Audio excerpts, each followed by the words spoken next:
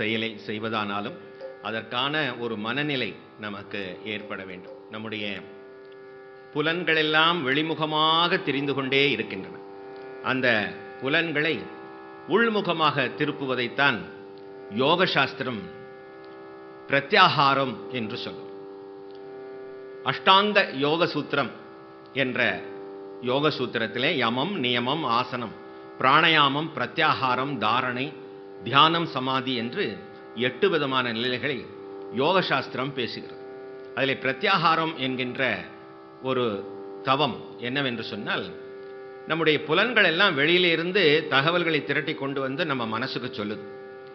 ஆகையினாலே அந்த புறப்பொருள்களின்பால் நம்முடைய எண்ணங்கள் எல்லாம் சென்று சென்று ஆசையோடும் ஆர்வத்தோடும் இது வேண்டும், இது வேண்டும், இது வேண்டும், இதுவாக நான் ஆக வேண்டும், ஐ வாண்ட் டு பிகம் என்று சொல்லிக்கொண்டே இருக்குமா.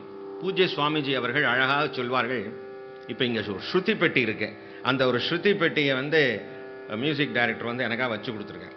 இந்த ஸ்ருதியில தான் நீ பாடணும், ஒய்ன்னு சத்தம் போட்டுனே இருக்கும் அது.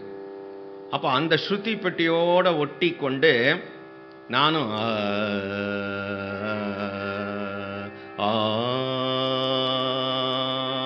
அப்படி சேர்ந்துக்கணும். அதுபோல நம்ம என்ன செய்யணும்னா, இறைவன் என்கின்ற ஸ்ருதி ஒலித்து கொண்டே இருக்கிறது. அதை நம்ம கேட்க தவறி போயிடுறோம். அந்த ஸ்ருதியை இறைவன் என்கின்ற அந்த ஒருமுகப்பாடு செய்து மனதை அந்த தெய்வீகத்திலே நம்ம இணைத்து கொண்டே இருக்கணும். அப்பப்போ மறந்து போயிடும். இவையெல்லாம் இறைவன் செயல், நடப்பதெல்லாம் இறைவன் செயல், எல்லாம் அந்த அம்பிகையினுடைய செயல். அவள் கருணையால் தான் அனைத்தும் படைக்கப்பட்டு காக்கப்பட்டு அழிக்கப்பட்டு மறைக்கப்பட்டு அருளப்படுகிறது என்பதையே நம்ம மறந்துவிட்டு நான் செய்கிறேன், நான் செய்கிறேன், இது என்னுடையது, இது என்னால் நிகழ்கிறது என்று சொல்லி நம்ம அந்த அகங்காரத்திற்குள்ளே வந்து கொண்டே இருப்போமா. அப்ப என்ன பண்ணிட்டோம்? அந்த ஸ்வரத்தை மறந்து அபஸ்வரமாக நம்ம மாறிவிடுகிறோம். அந்த ஸ்ருதியை மறந்து நம்ம ஸ்ருதியிலேருந்து விலகி போய்விடுகின்றோம். அது வேறொரு ஸ்ருதி. I want, I want, I want, எனக்கு அது வேணும், எனக்கு அது வேணும். பூஜ்ய சுவாமிஜி இதை சொல்வார்கள். எனக்கு அது வேணும், எனக்கு இது வேணும்னு சொல்லிக்கிட்டு இருக்கிற வேறொரு ஸ்ருதிக்கு நம்ம போயிடும். மறுபடியும் அங்கிருந்து இழுத்து கொண்டு சரியான ஸ்ருதியில நம்ம எப்படி அந்த இசை இயக்குனர் நம்மை நிலை நிறுத்துகிறாரோ இந்த ஸ்ருதியிலே வந்துவிடு என்று சொல்கிறாரோ, அதுபோல் இறைவன் நீ தர்மம் என்கின்ற ஸ்ருதியிலே நின்று கொள்ள வேண்டும் என்று சொல்கிறார். அந்த ஸ்ருதி என்ன தெரியுமா? இது ஷட்ஜம ஸ்ருதி. ஆனா அது தர்மம் என்கின்ற ஸ்ருதி. அந்த தர்மம் என்கின்ற சத்தியத்திலே நாம் நிலைத்து நின்றால் நாம் அடையக்கூடிய நிலை பேரின்ப நிலையாகும். இந்த உலகத்தில் இருக்கக்கூடிய பொருள்களை எல்லாம் நம்ம பார்க்கிறோம். பொருள்களை எல்லாம் பார்க்கிறதுக்கு நமக்கு புலன்கள் இருக்கு. அந்த பொருள்களை எல்லாம் நாம் பார்ப்பதற்கு புலன் உணர்வுகள் நமக்கு உதவுகின்றன. அந்த பொருள் என்பது அழியக்கூடியது, மாறக்கூடியது, நிலையில்லாதது. அந்த பொருளுக்குள்ளே இருக்கக்கூடிய அருளோ என்றைக்கும் மாறாதது. அந்த மாறாத ஒன்றை சார்ந்துதான் மாறும் அனைத்தும் இயங்கிக் கொண்டிருக்கின்றன என்பதை ஸ்ரீ சக்கரத்திலே இருக்கக்கூடிய பிந்து மையப்புள்ளியாக இருந்து கொண்டு அதை சுற்றி சுழலும் பிற 8 ஆவரணங்களும் மாறிக்கொண்டே இருக்கும். சக்கரம்னாலே என்ன? ஸ்ரீ சக்கரம். சக்கரம்னா என்ன? விச் இஸ் இன் மூவ், இயங்கிக் கொண்டே இருக்கக்கூடியதான் சக்கரம். அதனாலதான் ஸ்ரீ சக்கரம். எது இயங்கிக் கொண்டே இருக்கிறது? இந்த ஜகத் சக்கரம். ஆனால் ஜகத் காரணியாக இருக்கக்கூடிய அந்த ஈஸ்வரி, அந்த சிவசக்தி ஐக்கிய ரூபிணியாக இருக்கக்கூடிய அந்த அம்பிகை சாட்சாத் பரபிரம்ம சச்சித் ஆனந்த சொரூபமாக பிந்து மையத்திலே நின்று கொண்டு இயங்காமல் இருக்கிறாள். அவள் அனைத்தையும் இயக்குகிறாள், ஆனால் தான் இயங்காமல் இருக்கின்றாள். எப்படி ஒரு வண்டி சக்கரத்திலே அச்சாணி சுழலாமல் நிற்கும், அந்த அச்சாணியை மையமாக கொண்டு பிறையெல்லாம் சுழல்கின்றனவோ, சுழல்வது மாறுவது அனித்யம்.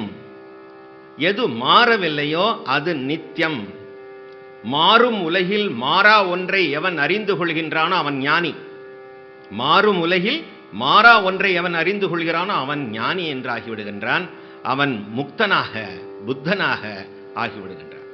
ஆகவே இந்த போக வாழ்க்கையிலிருந்து யோக வாழ்க்கைக்கு சென்று ஞான சாதனையை புரிந்து மோட்சத்தை அடைவதற்கு பேரின்ப நிலை என்று சொல்வார்கள். இந்த 18வது பாடலை பார்த்தீர்கள் என்று சொன்னால், பேரின்ப நிலையை அடைய என்று போட்டிருக்கு. அது என்ன பேரின்ப நிலை என்று சொன்னால், இன்பம் துன்பம் நல்லது கெட்டது வரவு செலவு லாபம் நஷ்டம் இரவு பகல் ஆண் பெண் நட்பு பகை பிறப்பு இறப்பு என்றெல்லாம் இரண்டாக இருக்கிறது. இந்த இரண்டுகளிலிருந்து விடுபட்டு இரண்டற்ற ஒன்றை அறிந்து கொள்கிற அத்வைத மெஞ்ஞானம் தான் பேரின்ப நிலை. அந்த பேரின்ப நிலையை அடைவதற்கான சாதனை தான் ஸ்ரீவித்யா சாதனை.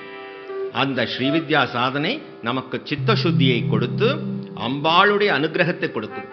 எந்த ஞானத்தை அடைவதற்கும் முதற்கட்டமாக தேவைப்படுவது ஈஸ்வர கிருபா, இறைவனுடைய கிருபை வேணும். அதுக்கு பேரு ஈஸ்வர கிருபா. அதுக்கு பிறகு அந்த குருவினுடைய கிருபை வேணும், குரு கிருபா. அதற்கு பிறகு சாஸ்திர கிருபா வேணும். அதற்கு பிறகு ஆத்ம கிருபா வேணும். இந்த கிருபை இல்லாமல், இது ஆங்கிலத்தில் கிரேஸ் என்று சொல்வார்கள், கருணை என்று சொல்வார்கள். இந்த கருணை இல்லாமல் நமக்கு அந்த பேரின்ப நிலை வாய்க்கப் போவதில்லை. அந்த பொருள், நம்ம ஒருத்தர்கிட்ட ஒரு பணம் 10,000 ரூபாய் கொடுக்குறோம், என்ன சொல்லுவோம்? நல்ல கண்ணை முழிச்சு எண்ணிப்பாரு, 10,000 ரூபாய் இருக்கு, கண்ணை திறந்து எண்ணிப்பாரு என்று சொல்லுவோமா இல்லையா? பணத்தை எண்றதுக்கு கண்ணை திறந்துக்கணும், அது பொருள். பொருளுக்கு கண்ணை திறந்துக்கணும். நீங்க தியான வகுப்புக்கு போனவொடனே ஆச்சாரியா என்ன சொல்றார்? கண்களை மூடிக்கொள்ளுங்கள், அமைதியாக இருங்கள். அப்ப பொருளுக்கு கண்ணை திறந்துக்கணும், அருளுக்கு கண்ணை மூடிக்கணும். கண்ணை மூடிக்கொண்டோம்னா அந்த அம்பிகை பௌர்ணமி நிலவாக அபிராமபட்டனுக்கு காட்சி கொடுத்ததை போல காட்சி கொடுப்பாள், நமக்கும் காட்சி கொடுப்பாள். அதுதான் பேரின்ப நிலை. அந்த மனதை ஒருமுகப்படுத்துதல் தியானம். நேற்றைக்கு சொன்னோம், ஒன்றை நினைத்தல், ஒன்றையே நினைத்தல் தியானம். பிறகு அந்த தத் பதத்தினுடைய அர்த்தத்தை சிந்திப்பது தியானம். முதல்ல சொன்னது கான்சன்ட்ரேஷன் மெடிடேஷன், இரண்டாவது சொன்னது கான்டம்ப்ளேட்டிவ் மெடிடேஷன். அதை பற்றியே நம்ம கான்டம்ப்ளேஷன் பண்றோம், அதை பற்றியே சிந்திக்கின்றோம். என்ன? குருநாதர் நமக்கு உரைத்த தத்துவமசி என்ற மகா வாக்கியத்தையே சிந்திக்கின்றோம். அதற்கான ஒருமுகப்பாட்டை யார் தருவா? அந்த அம்பிகை தான் தர வேண்டும். அந்த அம்பிகையினுடைய பக்தி நெறிதான் தர வேண்டும். அந்த அருள் தான் நமக்கு வேண்டும். பேரின்ப நிலையை அடைய வெளி நின்ற நின் திருமேனியை பார்த்து என் விழியும் நெஞ்சும். 19வது பாடல் இந்த வரிசையிலே 18வது பாடல்.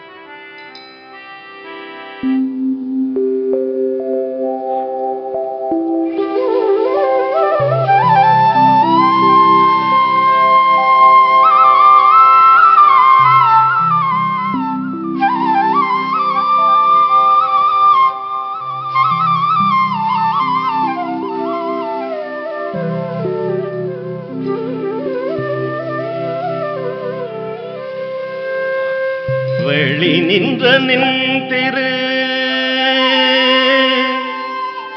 மேனியை பார்த்து என் விழியும் நெஞ்சும் களி நின்ற வெள்ளம்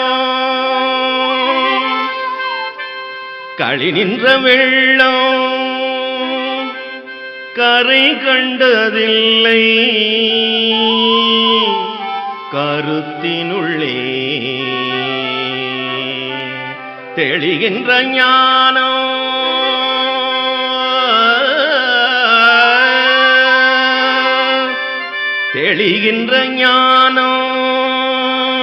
திகழ்கின்றதென்ன திருவுளமோ ஒளி நின்ற கோணங்கள் 9 மேவி உரைபவளே. ஒளி நின்ற கோணங்கள்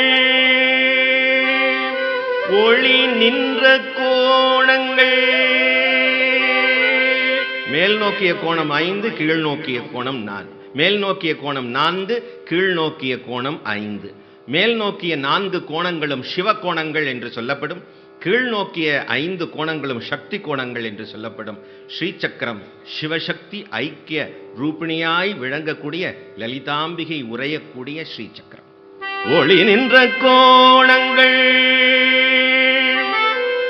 9 மேவி உரைபவளே. ஒளி நின்ற கோணங்கள் 9 மேவி உறைபவளே உறைபவளே உறைபவளே.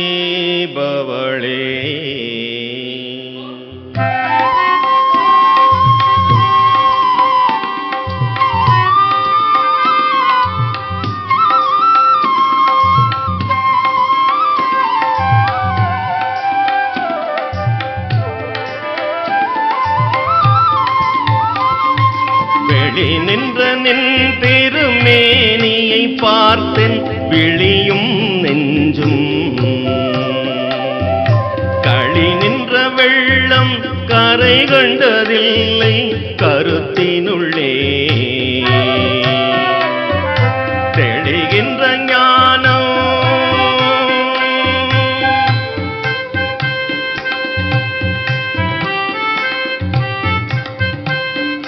தெளிகின்ற ஞானம் திகழ்கின்றதென்ன திருவுளமோ.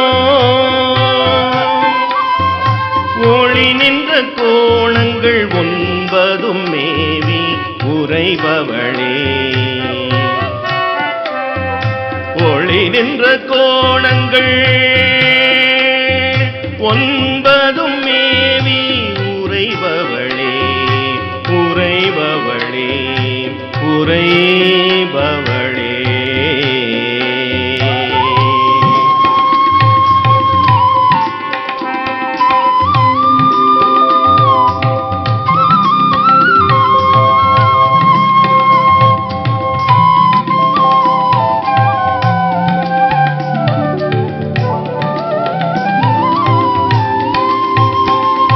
வெளி நின்ற நின் திருமேனியை பார்த்தேன் விழியும் நெஞ்சும். களி நின்ற வெள்ளம் கரை கண்டதில்லை கருத்தினுள்ளே. தெளிகின்ற ஞானம் திகழ்கின்றதென்ன திருவுளமோ. ஒளி நின்ற கோணங்கள் 9 மேவி உறைபவளே. ஒளி நின்ற கோணங்கள்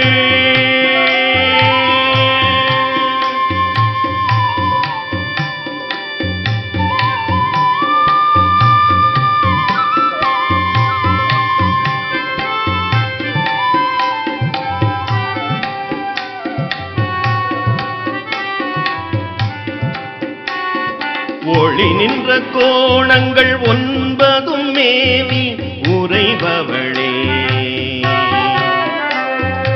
ஒளி நின்ற கோணங்கள் 9 மேவி உறைபவளே உறைபவளே.